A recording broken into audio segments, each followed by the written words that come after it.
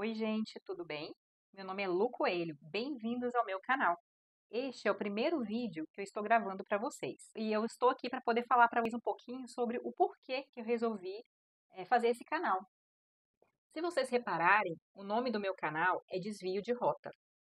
E eu acredito, depois comenta aqui embaixo, eu acredito que a maioria das pessoas em algum momento da vida tiveram que desviar um pouquinho da rota que planejaram a vida, né?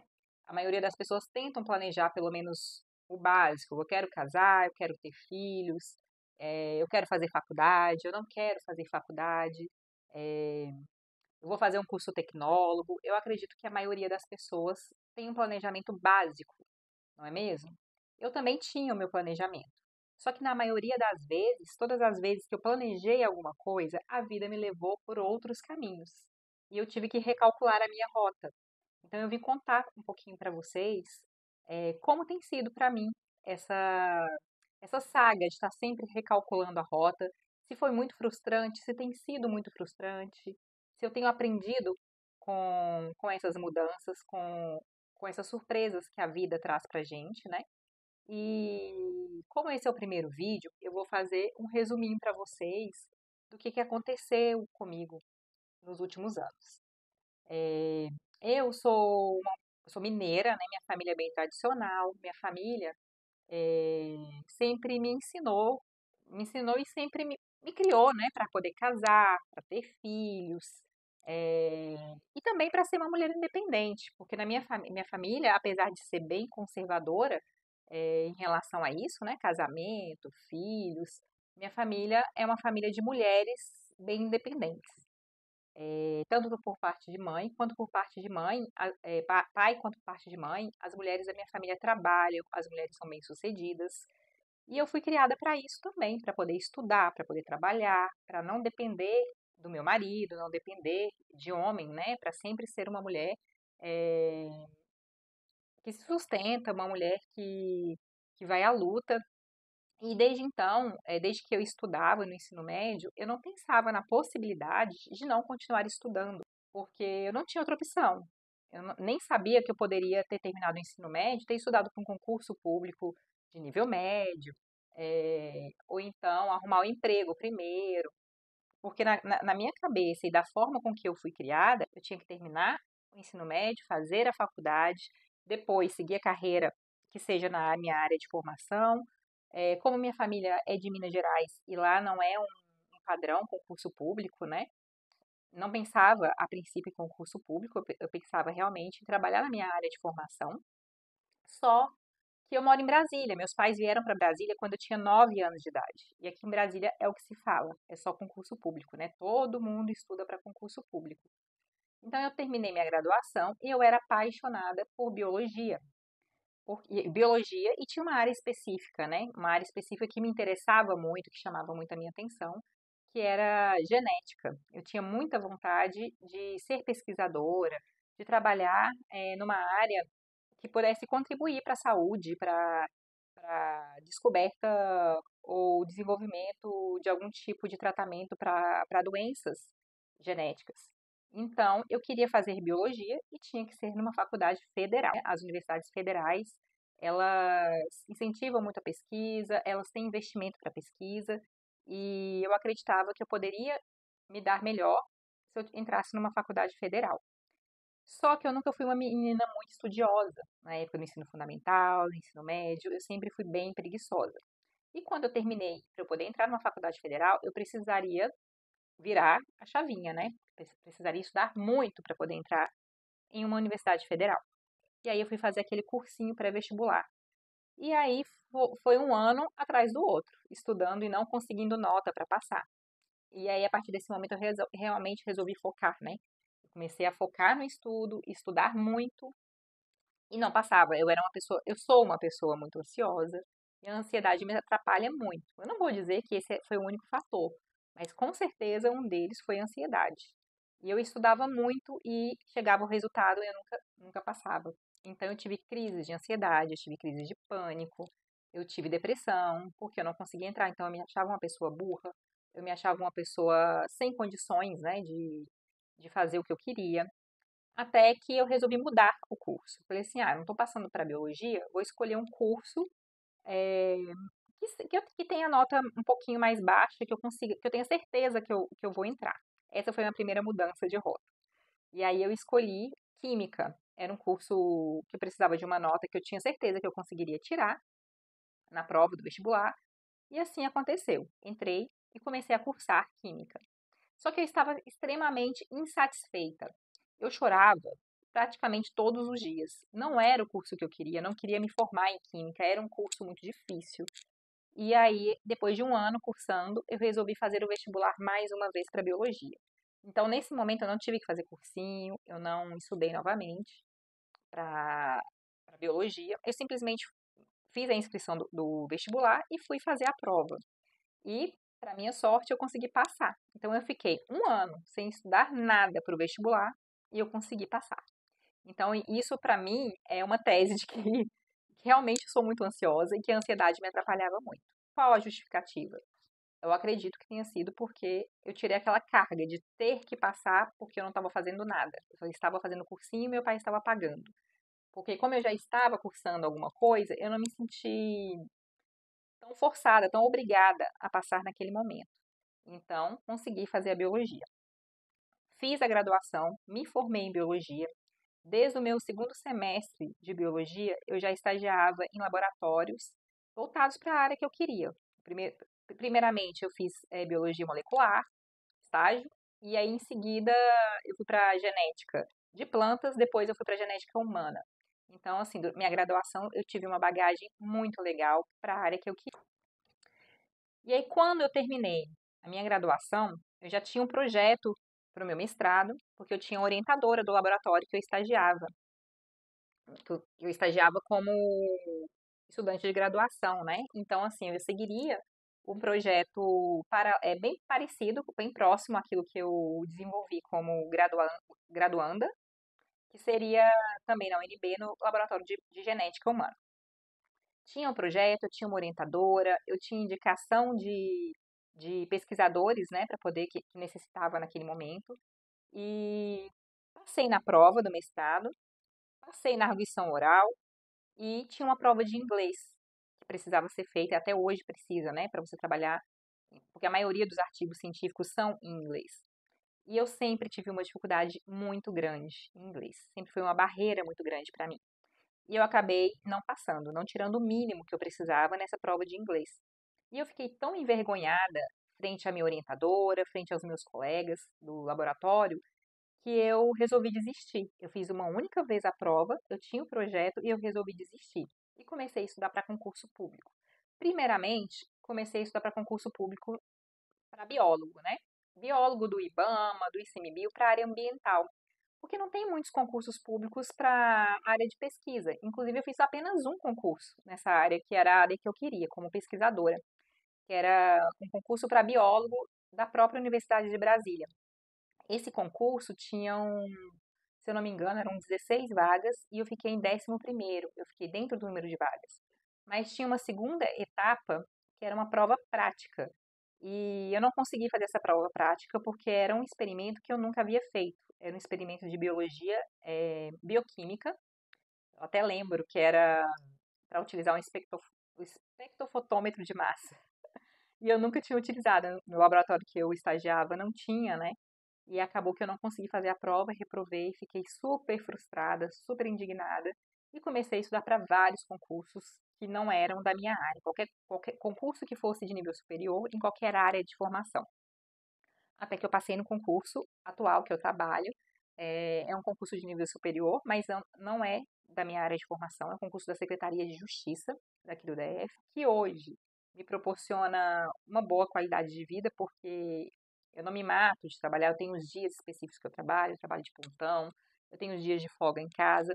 Não é aquilo que eu escolhi para minha vida, mas é o meu ganha-pão. A terceira, eu sempre sonhei em casar, ter filhos, ter aquela vida tradicional, porque foi isso que foi me ensinado. Eu não achava que eu poderia ter outra vida. Então, eu fui me casar com 30 anos, eu não me casei, na verdade, eu fiz a união estável com meu companheiro e nós fomos morar juntos. Eu tinha 30 anos na época, foi em 2013. E aí, quando a gente começou a morar junto, a gente já começou a tentar engravidar. Já é outra história, né? A gente começou a tentar engravidar, parei de tomar anticoncepcional. E depois de um ano tentando, não consegui engravidar. O que acontece? Deve ter algum problema. Comecei a fazer exames, eu fiz exames, ele também. Ele já tinha uma filha de 5 anos quando a gente começou a namorar. Então eu pensei, provavelmente ele não deve ter nada, né? Porque ele já tem uma filha. Não é bem assim que funciona, mas ele fez todos os exames e realmente os médicos não acharam nada. Eu fiz também vários exames e a princípio também não foi diagnosticado nenhum problema, né? Algo que justificasse eu não ter conseguido engravidar. Então, eu resolvi procurar outro médico, e o tempo foi passando, e eu não consegui engravidar. Eu fui diagnosticada, um casal, que é o casal que é diagnosticado com infertilidade sem causa aparente. Então, nós dois fomos diagnosticados com infertilidade sem causa aparente. Nas clínicas de reprodução humana, eles aconselhavam a gente fazer a fertilização in vitro, mas era um procedimento muito caro mesmo. E nessa época eu ainda não tinha passado no concurso e eu e meu marido ganhávamos muito pouco, assim, era o suficiente só para a gente sobreviver. Não tinha condições de pagar um tratamento de fertilização in vitro, que custa em média de R$ 30.000, R$ 35.000, era muito caro. A gente não tinha nem um carro próprio nessa época. Como que a gente ia pagar um tratamento de fertilização in vitro ganhando um salário mínimo e meio cada um? Não tinha condição. Então a gente foi tentando da forma que dava, né, natural. Utilizamos alguns hormônios também com acompanhamento médico, não conseguimos engravidar. Até que a gente desistiu. Mas já tinha 6 anos que a gente tentava e não conseguia. E eu estava muito ansiosa. Como eu falei para vocês na época do vestibular, eu tive algumas crises de ansiedade. Isso me acompanha há algum tempo. Ansiedade, crises de pânico. E aí a gente desistiu porque eu não aguentava mais todos os meses achar que eu estava grávida e fazer o teste e não estar. Eu fazia o teste antes mesmo da minha menstruação atrasar. Até que, quando a gente desistiu, o Rafael faria a vasectomia, porque eu não queria correr o risco de ficar todo mês achando que eu poderia estar grávida. Aquilo estava me adoecendo, eu estava muito mal. E tinha colocado na minha cabeça que ia ser assim: ia ser eu, ele, a minha enteada e pronto, não teria um filho biológico. E aí, de repente, eu engravidei, naturalmente. Eu não esperava, de forma alguma, engravidei. Minha menstruação estava atrasada, já tinha 5 dias, ela nunca atrasava, e eu pensei, caramba, eu tenho que fazer um teste. Será que eu tô louca? Será que eu tô achando que eu tô grávida de novo? Porque eu passei um ano inteiro fazendo teste de gravidez todos os meses. Então, aquele mês, eu pensei que novamente ia dar negativo. Inclusive, eu fiz escondido do meu marido, porque eu não queria que ele se preocupasse comigo, porque ele ficava preocupado. Toda vez que eu queria fazer um teste, ele, Luana, calma, espera chegar, espera uns dias. Você vai ficar ansiosa, você vai ficar triste. E aí eu fui e fiz o teste escondido e o teste acabou dando positivo. Eu estava grávida, gente, depois de 6 anos tentando e pensando que eu nunca ia conseguir realizar esse sonho de ser mãe da maternidade. Eu engravidei de forma natural, sem fazer nenhum tipo de tratamento. E aí foi uma gravidez perfeita, eu levei a gravidez, fiz acompanhamento, eu era obesa na época, né? Eu pesava 96 quilos. E aí, com medo de diabetes gestacional, eu fiz um acompanhamento com uma nutricionista especializada. Eu fiz o pré-natal bem direitinho, meu bebê não tinha nada, ele era perfeito, ele era lindo, ele era um menino. E comecei a estudar sobre vias de parto, como é que seria. Eu tinha pavor de parto normal, né? Minha mãe teve eu e meu irmão de parto normal. Ela sempre contou pra gente de uma forma muito positiva, que foi perfeito, que ela não sentia muita dor, que, que ela era realmente uma paredeira. Só que eu tinha pavor, eu não sei porque, acredito que eu tenha visto um vídeo na escola, na época do ensino fundamental, e aquilo me deixou bem traumatizada. Eu não queria parto normal. Só que aí estudando sobre o parto, sobre o que era bom para o bebê, o que seria mais confortável para a mãe também, a recuperação, eu resolvi tentar o parto normal para pensando no meu bebê, não pensando em mim, pensando que seria algo melhor para ele vir ao mundo de forma natural, da forma que no momento certo, no momento que ele estivesse pronto. E acabou que quando eu completei 39 semanas e 6 dias, minha bolsa rompeu. Rompeu com muito mecônio.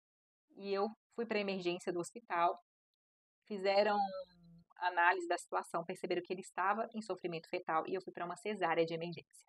Então, não consegui esperar o parto normal, porque não tinha nenhum tipo de dilatação.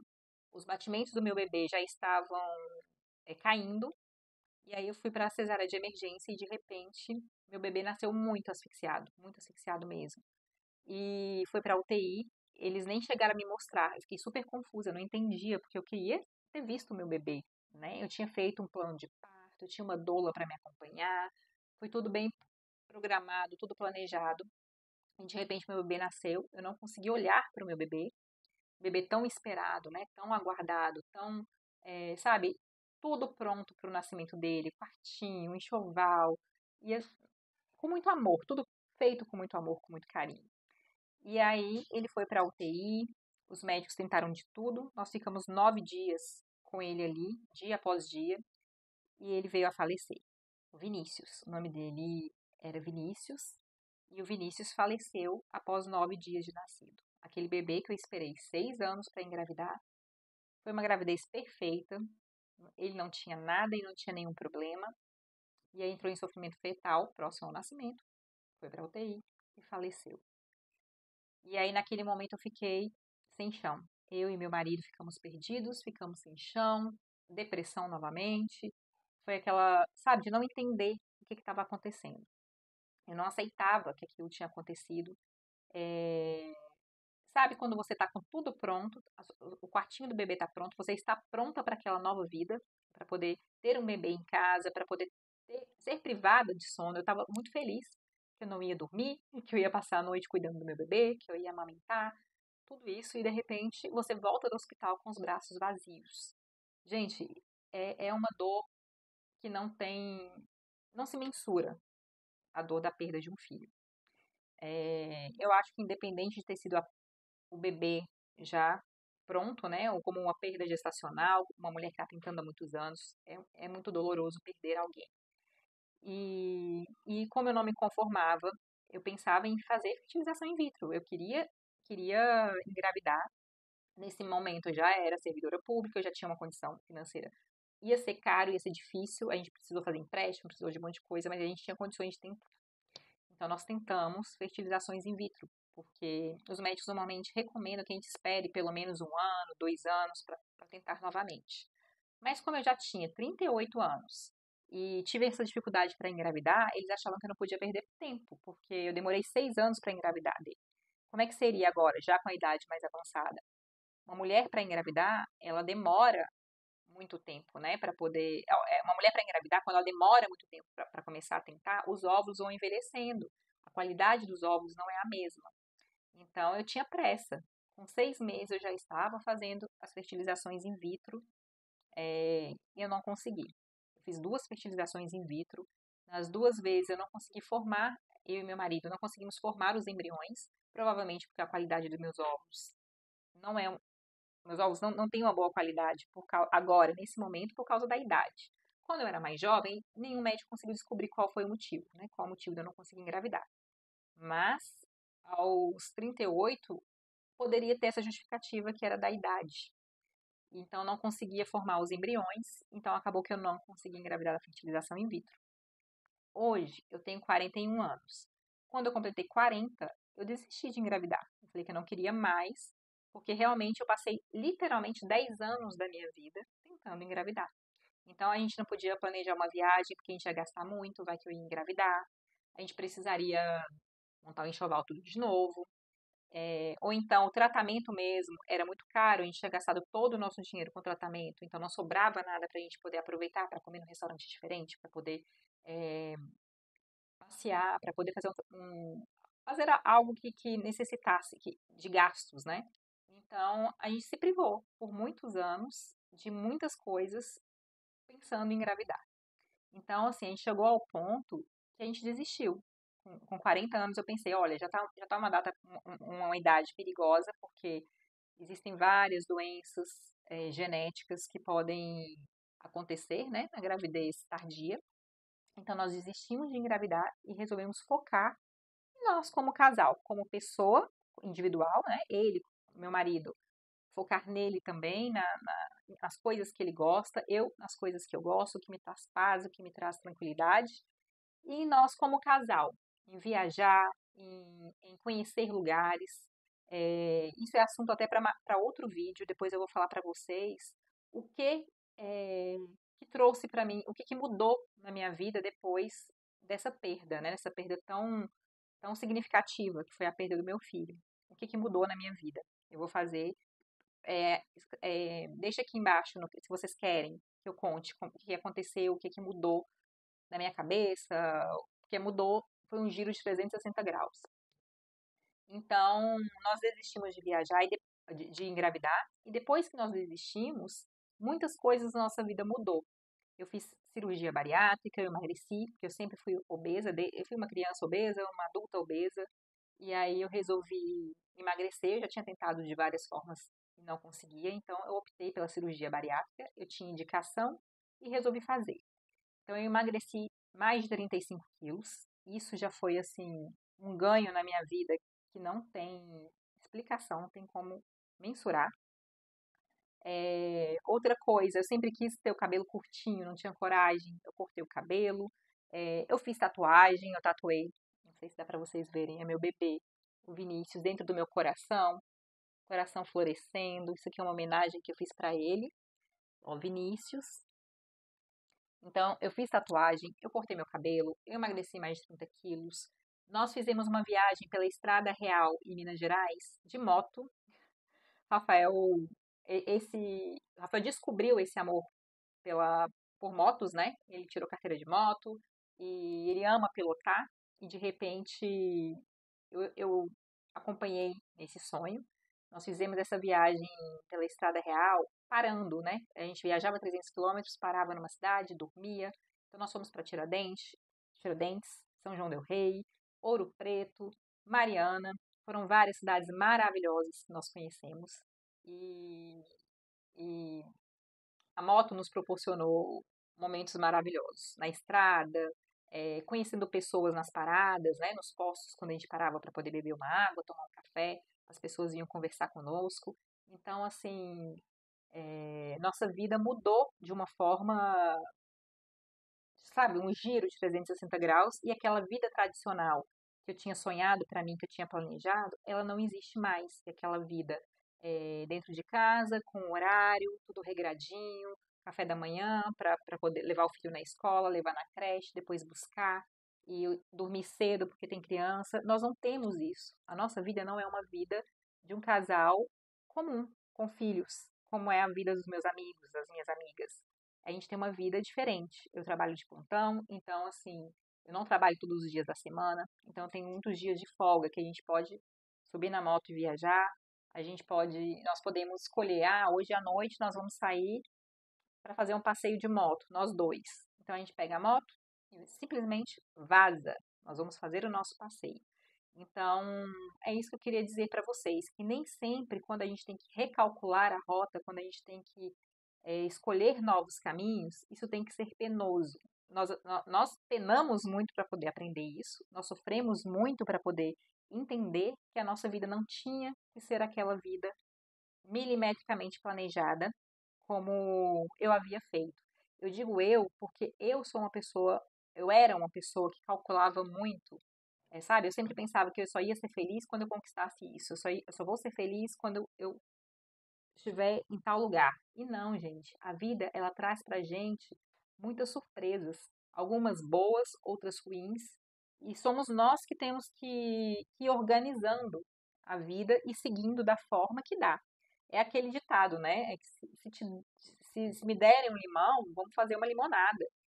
E tem sido assim. Então, assim, a gente construiu muitas coisas boas ao longo desses anos e eu quero compartilhar isso aqui com vocês. Se vocês gostaram da minha história, gostaram desse tema, se inscreve aqui no canal, dá um joinha que vai ajudar muito. Esse é o primeiro vídeo do canal. Em seguida, eu já vou gravar para vocês nossa rotina, nossos passeios. Então, eu espero que vocês tenham gostado. Um beijo e até o próximo vídeo. Tchau.